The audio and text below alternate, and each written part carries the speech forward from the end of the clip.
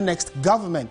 What are the ideals? What are the prospects? We'll be definitely looking at the performance of smaller political parties throughout Ghana's elections and what they portend for this year's elections. Also on the show, we'll look at the participation of women in Ghana's politics. There has been a number of advocacies and campaigns to get more women participating in Ghana's politics.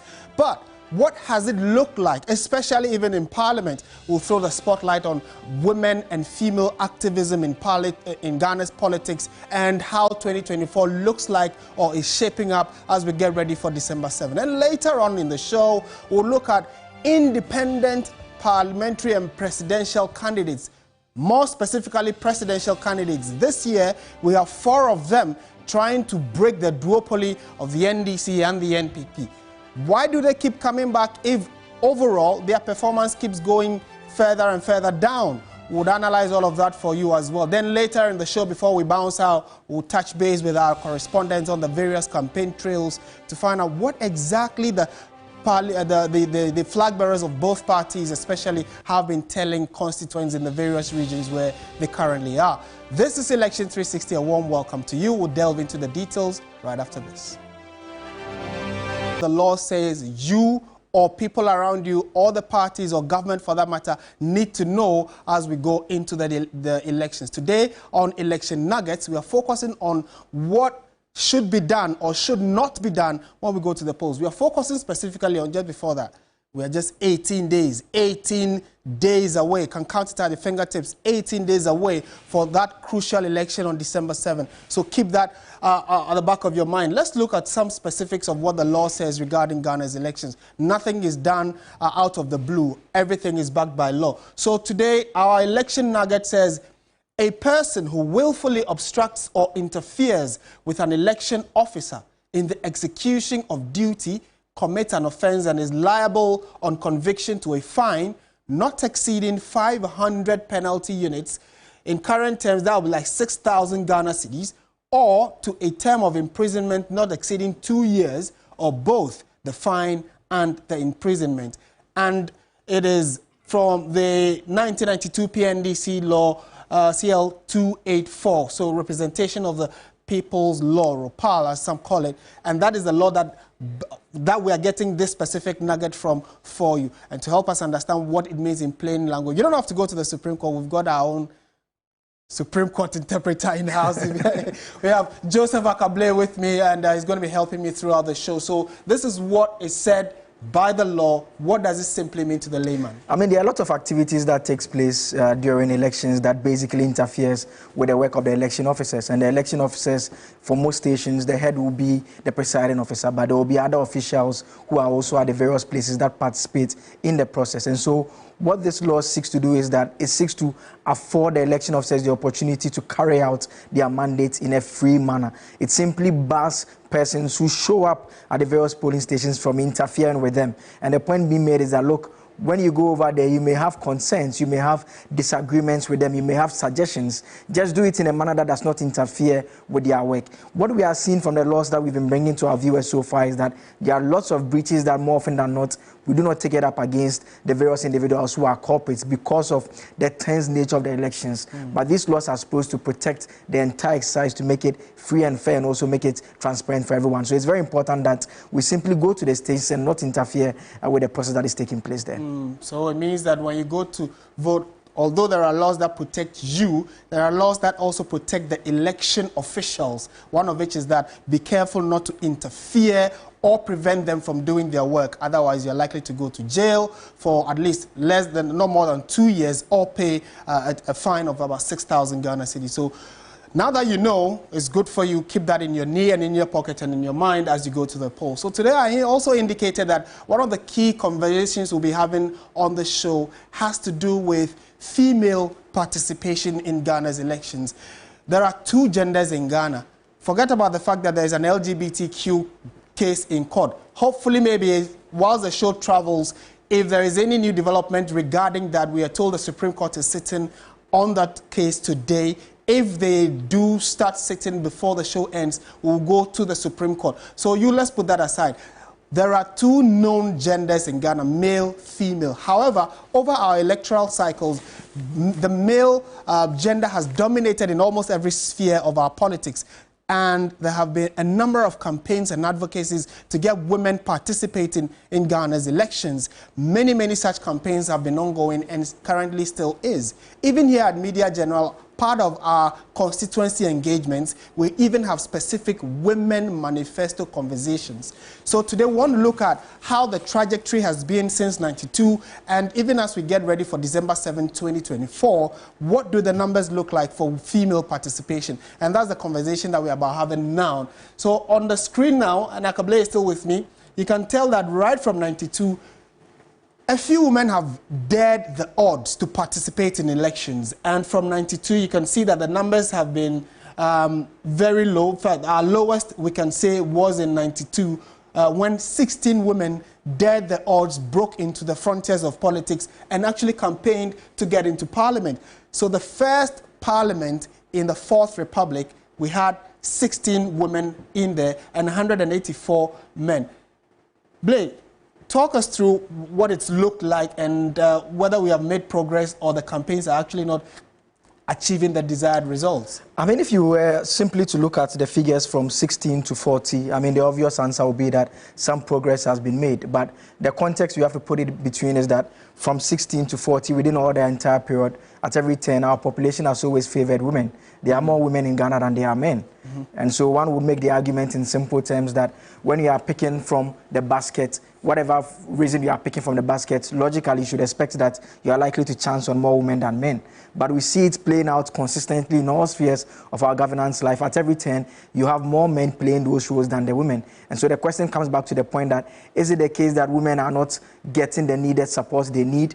It's for that reason that one of the reasons we have the Affirmative Action Bill, which was in Parliament right from the early periods of the 2000s all throughout recently when it was passed, all to try and deal with this particular problem that we are facing here. And so even from 1992, and the context again is that Parliament started with a level of 200, and we are currently at 275. So even right from that 16, we went to 18, we went to 19. We came to 25 in 2004, which many at the time thought that, look, it's been a significant number that we've arrived at. Unfortunately, the number dropped in the 2008 elections down to 20. For 2012, it went up again to 31, then 16, it went up to 38, and 2020, it hit the number of 40. So what we can see from at least 2008 to 2020 is a steady rise in the numbers. And so if the trend is anything to go by, then one would expect that going into 2024, we can see some improvement. But there's a bit more on the data set that tells a story that shows that this may not necessarily be the story that we'll be looking at going into the 2024 elections. And again, it's also instructive to note that in some of those election years, like in 2012, for instance, we had more registered women in the country to participate in elections than men. But then again, the number did not reflect. So you would have thought that so far as we had more women registering to participate in elections, naturally we should be looking in excess of at least 50 for the women that are going into parliament. But the number, it's up until 2020 that we've been able to make even up to 40. And our hope is that based on the efforts that have been put into the campaigns, especially to get women into active politics, they should be able to cross the 40 line. What are some of the key barriers from the data we've been able to comb through that stifle or hinder women from participating in politics? I mean, what we see is generally even the representation and the decision to contest.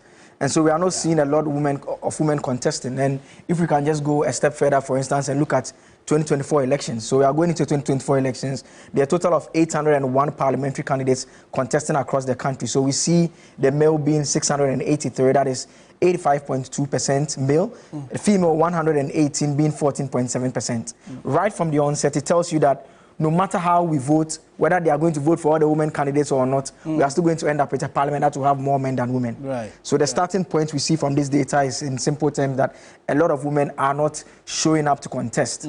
As to what is causing that, the report that we'll later on be looking at, you have some of the women complain about how they are tagged when they want to contest, how even the social structure because the women are supposed to take care of their children at home and all those things. Some of these structures that have stuck with us for a while affects their ability to freely go out to the campaign and want to participate. We've seen women who have tried to replace their husbands who have died, and various comments that have been made against them. And some of these comments, some people say that it makes it very difficult for them to want to stay in. But what the data shows is that the outcome of the elections is going to still favor men, because you have more men contesting this year's election than you have women contesting this particular year's election. Certainly, and this is actually a jump from the 2020 elections, where we had 118 women now. Then it was about 98 or just about 100 women filing to actually contest. So it means that the number has still inched up marginally, but certainly there's still more room for improvement. 14% of women deciding to participate, and the advocacy and the efforts that have gone in, it still leaves much to be desired, but at least it is progress nonetheless, although very, very minimal. We can also look at the regions with the most female candidates, and I mean, Greater Accra and Ashanti region are leading a pack. 23 female candidates in the Greater Accra and 21 in the Ashanti region. There are those who will make the argument that, well, look, these are largely cosmopolitan areas. These are areas that are largely to meet a lot more people who have received some level of education, a lot more people who are ready to break the stereotypes, a lot more people who are not going to buy into the narrative that, look, women must play second fiddle to men. They believe that where the men can sit, the woman can sit there. They believe that the men can do as much as the women can do as much as the men are actually doing. And so these are the two regions that we see in terms of good numbers coming in there. And if we were to see this one reflecting across the 16 regions, it will mean that this figure will perhaps be much better than it. So that is how it looks in terms of the numbers here. Then we'll try to look at regions with the least number of female candidates, and Northeast, there's none coming over there. And so it means that a place like Northeast, we are not going to expect a female MP from that region. The same thing in Ahafo, where all men contesting in that particular area. Then the Savannah region, there's just a single one taking place there. So this tells you how it will look in terms of the outcome of the elections in these areas as compared to the Ashanti and Greater Accra that are more likely to have more women coming from those areas. Right, and then again, if these numbers are anything to go by, mind you that the Greater Accra region has the most female participants or female contenders in this year's elections, and 23. Keep the 23 in mind, so that when finally or eventually the elections are done and we do have women in parliament, it probably should be from this number. So we are seeing that if we are able to get all 23 women in parliament from the Greater Accra region, that will be quite a good step in the right direction. However, we are uncertain what it is that will happen. As I indicated, the Supreme Court is going to be sitting on the LGBTQ case. We are going straight to the Supreme Court, where we hear that proceedings have begun. We're switching into that feed now. Watch my hand, please. Very well. Draw the court's attention to, yes, go on. Section 100, subsection 1. Section 100, subsection 1. Of Act 921. 992. All right, so I indicated that the Supreme Court of the Republic, you would know that Juan Amanda Odo and Richard Sky have actually taking the issue of the LGBT case, the law as was passed by Parliament, to the Supreme Court. And the Supreme Court, over the last few weeks or months, have had a number of deliberations. Today, the hearing proper is starting, where the lawyers of these two petitioners are going to be making their statement of case, or the file that they're going to be arguing out their case. We'll get to hear them argue it out, and then what the Supreme Court would also, or the judges on the court would also be saying. So if we do have that feed, we probably would want to plug in now. If not, we might want to complete our conversation on female participation in Ghana's politics as part of our general larger conversation on election-related matters. Maybe we'll try and get that feed later and then go back to the Supreme Court. But as I indicated, in the Ashanti region, for instance, that is where we have the most male parliamentary aspirants. Over 141 men have filed to contest, and just about 21 women are also filing to contest. So out of 47 constituencies in the Ashanti region, 47, could we have maybe 10 or 11 women breaking through in the Ashanti region, you think? I mean, we will not see that happening. It's not likely. I mean, it's not likely because I mean, that's why it comes back to the point that the main way to increase the numbers is to increase the contesting numbers. So if you have 47 constituencies and at least there's a woman in each of the 47, it means that we are one step closer. Okay. It means that if all other things being equal, some of them will go through. But if you are looking at numbers like 21, this 21, you have from the two main parties, you have from independent candidates, you have from the Convention People's Party, the People's National Convention, all other political parties. So if you have at least, if you're looking at least 6 other political parties, in addition to MPP and NDC, making 8, and we are looking at these numbers, that should tell you that 21 is not enough for a place like the Ashanti region. What do you make of the fact that beyond the affirmative action bill, you know, at some point there was the advocacy that in some constituencies, if there are female candidates, they should be allowed to go through, especially if we are confident of their competence levels. Well, maybe we'll bring that conversation, or we'll continue that conversation later. I'm told that we have a direct feed now to the Supreme Court. Let's plug in. Statement of case, yes, filed on the 28th of October 2024. Yes. And just to add that insofar as the Plaintiffs' Counsel's submission relating to Act 921 is concerned, they should properly have been brought under Rule 46 of the rules of the court, which require him to come by way of an amendment to his statement of case, because it involves more serious issues of law to be considered.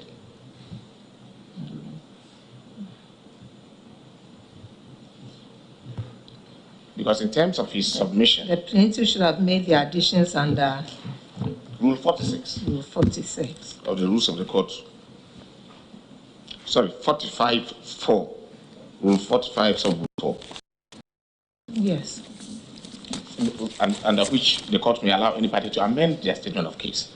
Now, my Lord, the submission we make in reaction to the argument on Act 921 is that it then changes a little bit the context of the plaintiff's case, because now you are alleging that there's also a breach of an act of parliament. And that would not be properly within the jurisdiction of the court, because if you allege that the breach relates to an act of parliament,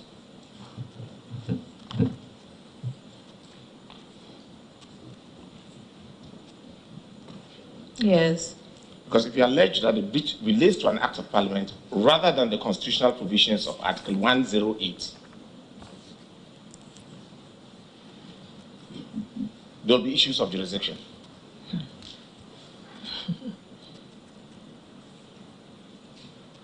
But under Act,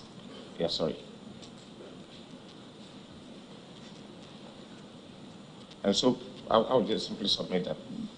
Watch my hand. I'm sorry, my lady. Yes, go on. I'll simply submit that if this court is minded to admit that point, then we should file some supplementary submissions to assist the court, because there's a lot of submissions to be made.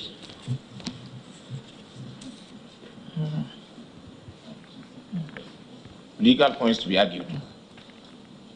If you submit that, if the court allows this, then we would ask for leave to file supplementary submissions to ours, only on the question of the application of Act 921 to the instant proceedings.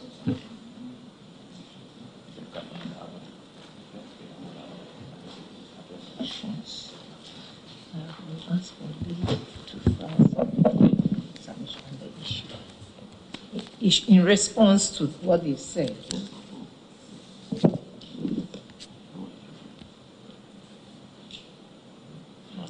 Yes. Yes, Mr. Sorry, are you done, or you have something more to say? My Lord, that would not be all. Just if we could just be made to file supplementary. So I heard that one. Anything further? That's all. Otherwise, we rely on our statement of case. Yes, Mr. JMBB. Especially, my lady, I have seen a copy of the statement of defense, the second defendant's case filed on the 11th of November 2024. And my lady, we wish to rely entirely on the statements filed.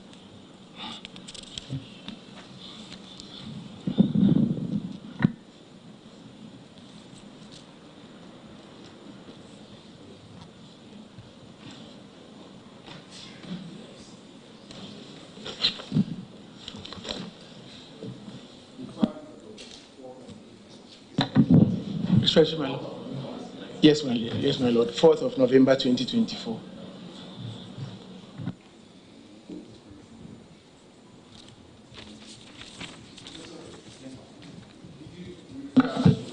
No, I just realized a mistake.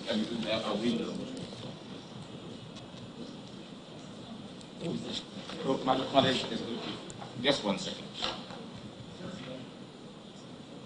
It's Rule 49, I think. Yes, I'm not reading. Rule 49 says, a writ or a statement of the plaintiff's or the defendant's case may be amended at any time with leave of the court on such terms. So I'm sorry, my lord. 49. That may be amended with leave of the court.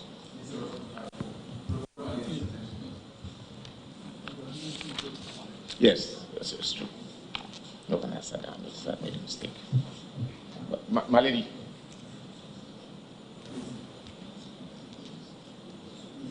But it's just a small amendment to my submissions. I refer to Rule 45, but it's 49.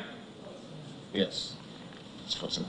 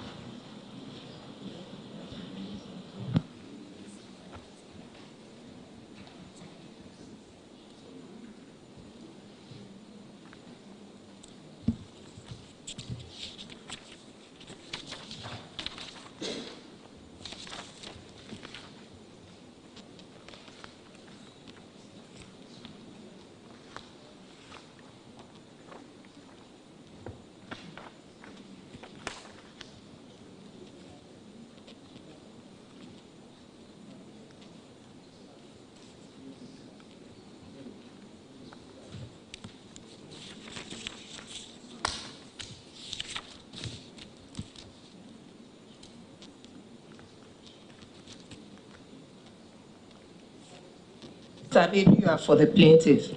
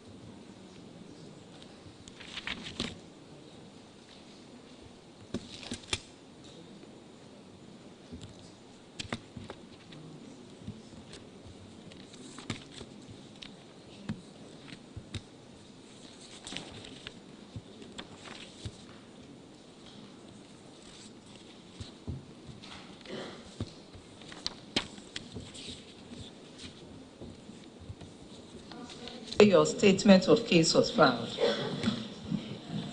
I'm talking about you, please.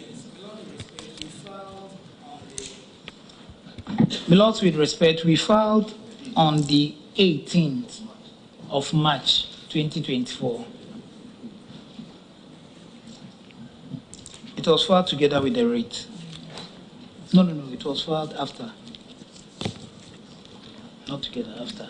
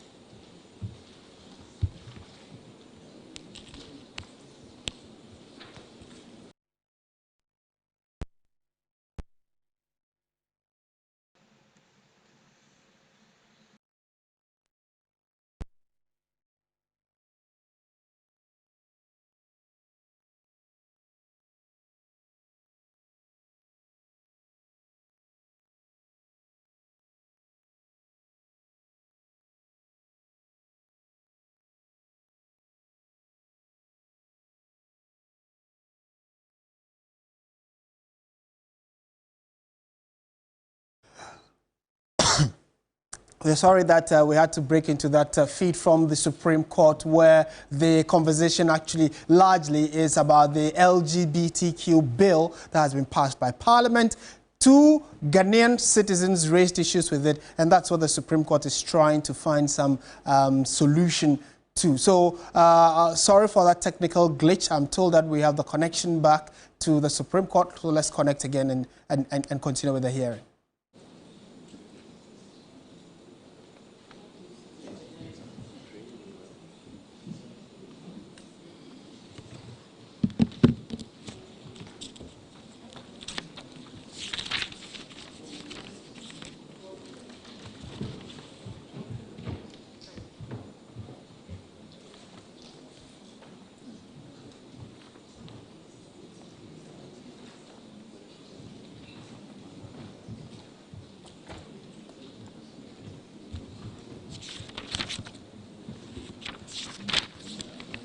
By court.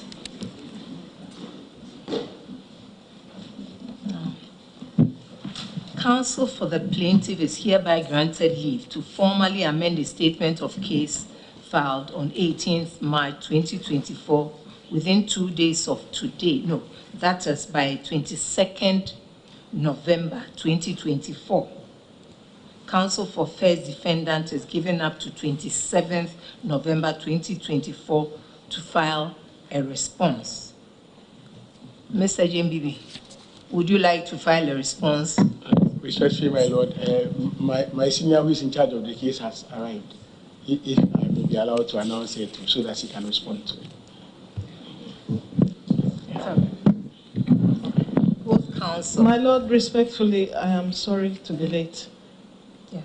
So let me finish making this order. Okay. Both counsel are given up to 27th November 2024 to file a response to counsel for the plaintiff's amended statement of case on that small bit. We'll adjourn the case to 18th December 2024 for judgment. Yes, Dr. Adusu, I'll now record you.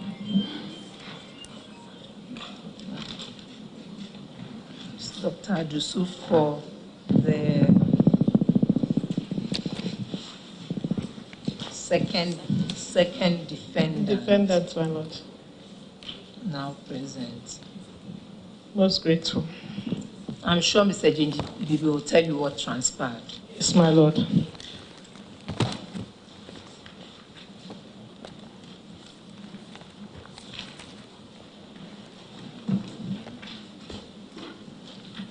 Right. No.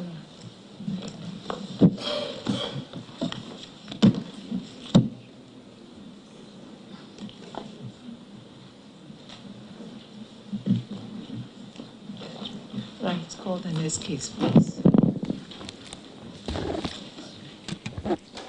Respecting my lords, writ number J1/13/2023, Dr. Amanda Odoy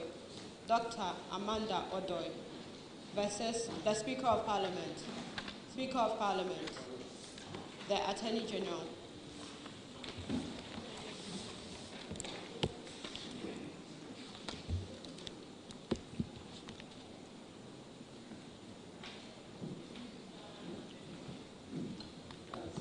Respectfully, my lords, the plaintiff is absent. The first defendant is, please your name, Edwin Tofo. The second defendant is absent. Please your relationship. Legal officer. Plaintiff absent, represented by you. No, my lady, plaintiff is absent. The first represents the first defendant. That is so.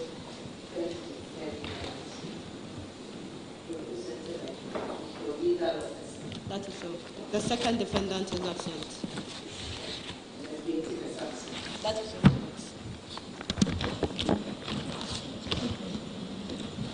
Second defendant absent. Legal representation, please. Calvin, K-A-L-V-I-N. MC Thank you. Q-U-A-Y-E. I appear for the plaintiff in this matter. Yes. May it please the court tell you sorry for the first defendant. With me are Raphael Banangun,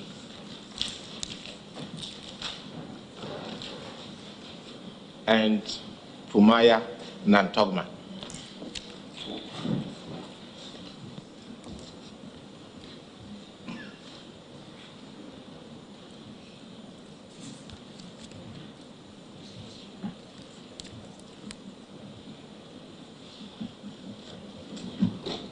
Yes. Respectfully, Your Lordships, Sylvia Adusu, Chief State Attorney for the second defendant, and I am with Nana Konedu Frempong, Assistant State Attorney.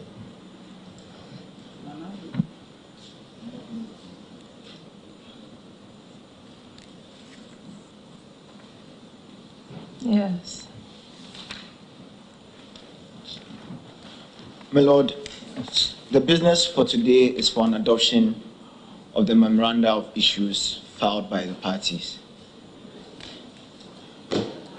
We received the plaintiff's memoranda of issues and have recently filed ours. We filed ours on the 18th of November 2024, that is yesterday.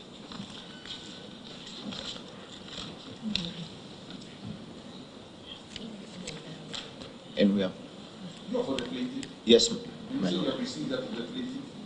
No, my Lord. We have received that of the second defendant. Do you have this memorandum?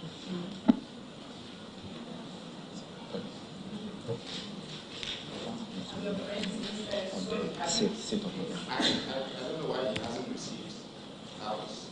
Because we even filed ours before he filed ours. His filed yesterday. Yes, I received his file yesterday, but mine filed on the weekend. Yeah, I don't have it. You don't have that of the plaintiff? That of the first defendant? It was filed on the 11th. 11th, my Lord, we do have You it. do? We do have it. We have it. But all the rest of you have received his? Yes. Yes, I have received, my Lord. Yes, go on. My Lord, we are praying this honorable court to adopt the issues filed by the parties.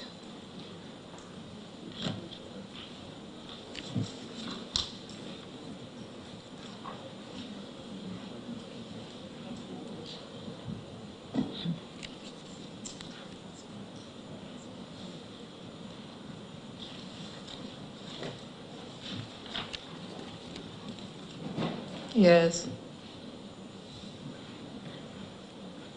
Yes. My Lord, we actually understand the proceedings for today to be the actual hearing of the matter. Yes. And that we are not supposed to be considering only the memorandum of issues, but the statement of case together with the memorandum of issues. And then deciding whether the court will base its judgment on it. Yes. Or require us to make further arguments. So we are in the hands of the court. Yes. Counsel, would you like, yes, go on. My Lord, would you like to rely on your... My Lord, we will rely on our statement of case filed on the 13th of February, our amended statement of case filed on the 13th February 2024, pursuant to leave granted by this honorable court on the 7th of February 2024, and our memorandum of issues. What was your amended statement of case filed, please? 13th. 13th, is it? That is so, my lord. 13th February. Right. Yes. But we also rely on our amended statement of defense filed on the 14th of March 2024. Statement of case, sorry. Filed on the 14th of March 2024. Yes. and the memorandum of issues we filed on the 11th of November 2024. Yes. My Lord, the second defendant also relies on its statement of case filed on the 4th November 2024 and its memorandum of issues filed on the 6th November 2024. Filed on statements of case filed on the 4th November 2024. And then memorandum of issues filed on the 6th November 2024. Right. Okay.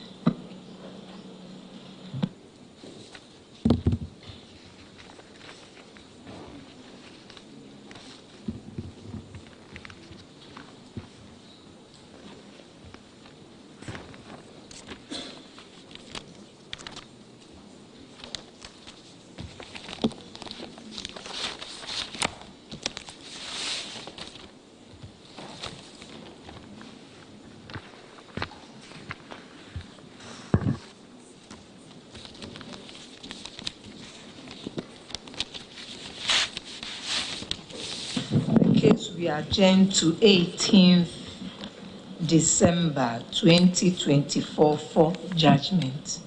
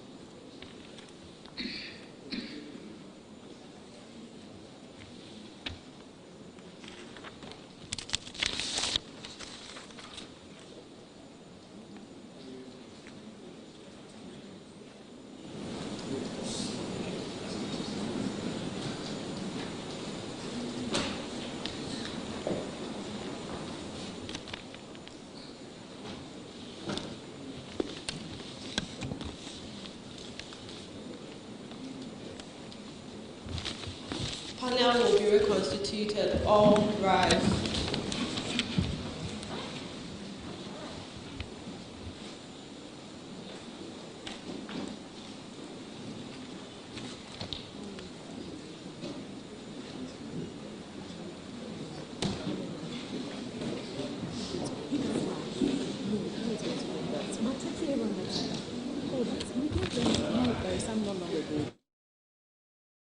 Right, so the judges, 7-panel judge at the Supreme Court, have just risen and adjourned the 2 key cases before them for another time. Let's bring you some specifics. Joseph Akable is still with me in studio.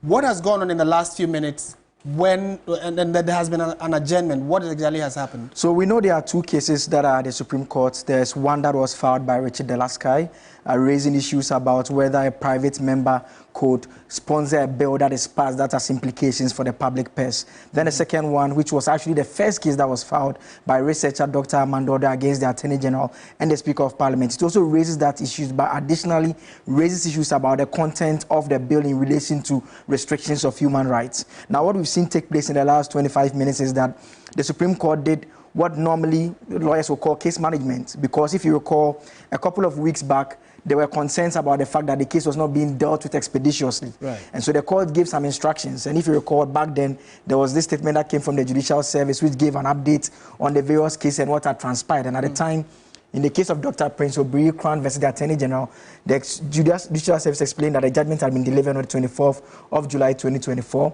Then the Amanda Odoi one, at the time, the Judicial Service said that the Attorney General has not filed a defense, neither have the three parties filed a memorandum of issues. For the Richard Sky one, at the time, the Judicial Service did indicate that Parliament, the Attorney General, were yet to file defense. Neither of the parties filed a memorandum of issues. So what we saw happening today was the Supreme Court was checking from the lawyers whether they had complied with the orders to file the statement of defense and the memorandum of issues which they were required to file. The statement of defense simply is that the Speaker of Parliament, you've been sued, the Attorney General has been sued. What is your response to the suit? Okay. Memorandum of issues says, what do you consider to be the key legal issues that you want the courts to address when dealing with that matter? The court seems to have taken a further step in the Amanda Odoi case in that they were satisfied with the process that had been filed so far.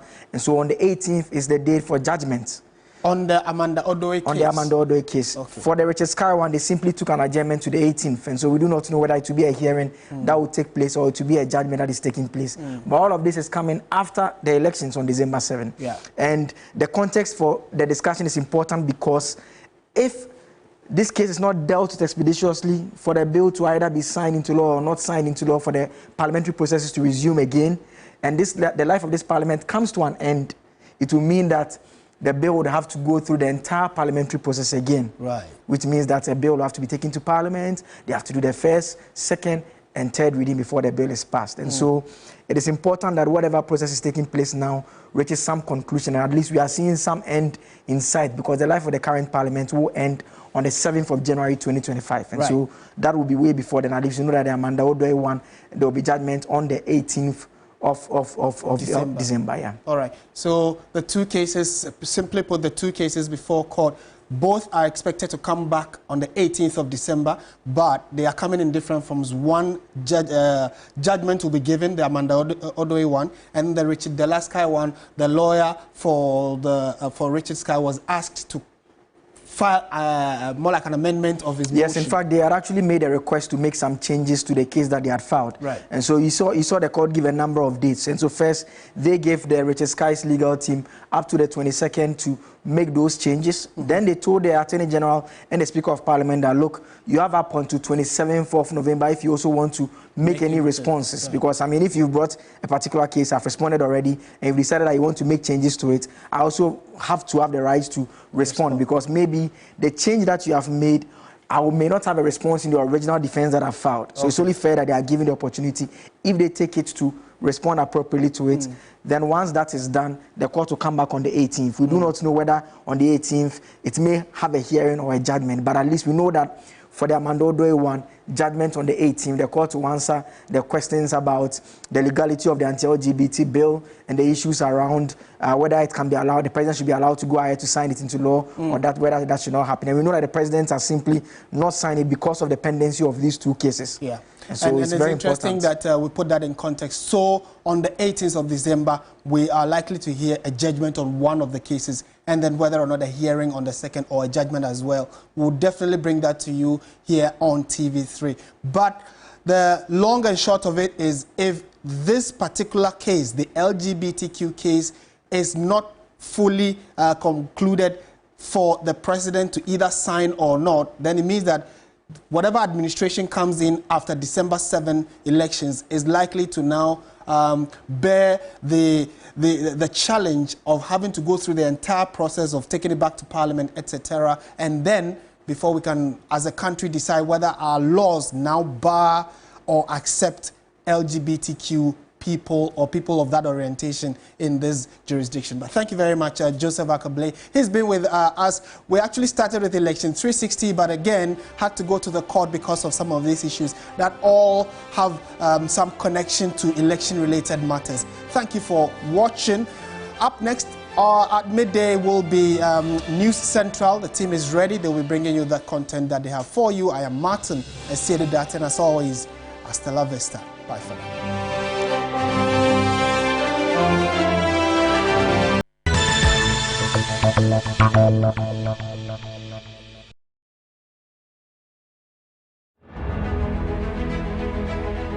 I'm a Ghanaian, and I love luxury accredited faith, and I love democracy. December 7th, Ghana is voting. Only peace peace.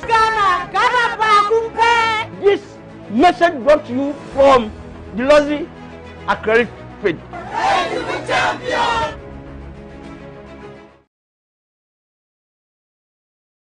In the beginning, life feels heavy. But then, hope arrives. Star 446 hash saves you in the Dewa Chop Money draw at 10 a.m. Congratulations! Give your dream a chance. Even better. Like life, Dewa 539 gives another chance for those who missed their morning Chop Money draw to get lucky in the daily Dewa Rush Hour draw at 1:30 p.m. Play every day. And you draw no social life. Dial star 446 ash. Nika Dewa 539 direct lotto no. Make this 7 o'clock and you may be 24 hours, 3 daily draws at 10 a.m., 1:30 p.m. and 7 p.m. Dewa 539 is designed to save you in the moments that matter most. Play every day, win every day. Dewa after. Our mission here at TV3 is that the news comes first, and that's the promise of News Central. With reporters every corner of the country. Consignment to attend their action to production to the lions and experts across the subjects that affects you the most. We stay across the big stories that impact you the most as they break, develop and evolve into major national issues. With all angles covered across the country and across every subject. I am Kemini Amano. And I am Eric Mawina Egbeta. News Central, live weekdays at 12 p.m. on TV3. TV3, first in news.